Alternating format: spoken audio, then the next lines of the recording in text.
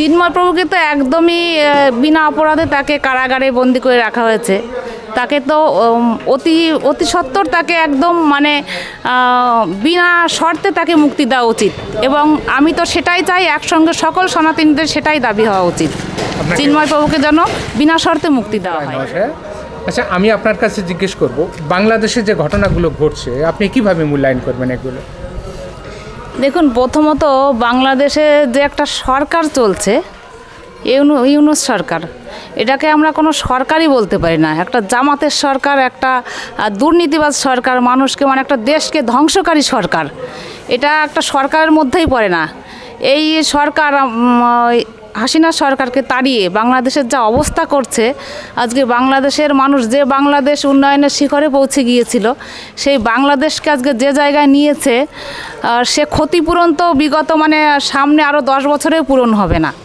তারপরে বাংলাদেশের যে সংখ্যালঘু সম্প্রদায় যারা হিন্দু আছে, তাদের উপর যে নির্মম অত্যাচার, যেটা ভাষায় প্রকাশ করবার মতন মানে জায়গা নেই, সেটা একদম মানে নির্বিকারে যেটা চলছে, একসঙ্গে যেটা মানে গণহত্যা যেটাকে বলা হয়, যেখানে মানুষ কোনো এর বিরুদ্ধে আমাদের সকলেরই বরদাস্ত করা যায় না, সকলেরই এর বিরুদ্ধে মানে আমাদের একত্রিত হয়ে প্রতিবাদ জানানো উচিত। বুঝতেই পাচ্ছেন যে বাংলাদেশে ঘটে যাওয়া যে ঘটনাগুলো বা চলমান যে ঘটনাগুলো, তার বিরুদ্ধে আমরা ওপার বাংলা থেকে যে সমস্ত উদ্বাস্তু সম্প্রদায়ের মানুষ এসছে, বিশেষত নির্যাতিত নমশূদ্র, মতুয়া, দলিত সম্প্রদায়ের মানুষ, তাদেরই প্রতিনিধি একজন সনাতনী মা, তিনি বলছেন যে হিন্দুদের উপর যে নির্যাতন হচ্ছে সেটা অসহনীয়, সহ্য করা যায় না। আচ্ছা, আরেকটা কথা আমি বলছি আপনাকে, ওই চিন্ময় প্রভু যিনি চট্টগ্রামে কারাগারে বন্দী হয়ে রয়েছে, তার মুক্তির দাবির ক্ষেত্রে চিন্ময় প্রভুকে তো একদমই বিনা অপরাধে তাকে কারাগারে বন্দি করে রাখা হয়েছে।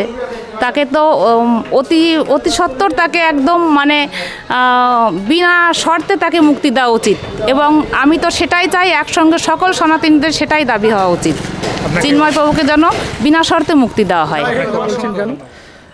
সে দেশের যা জনসংখ্যা আর সেই দেশের যা খাদ্যশস্য উৎপাদন হয়, তা তাদের 3 মাসের উপরে চলে না।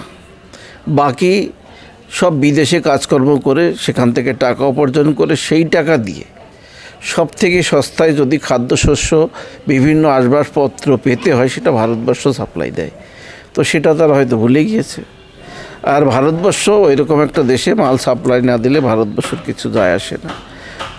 তবে আমরা বলবো, আমাদের পড়োশী দেশ, তো আমরা তাদেরও শুভাকাঙ্ক্ষী ছিলাম, এখনও আছি, যদি তারা রাখতে চায়।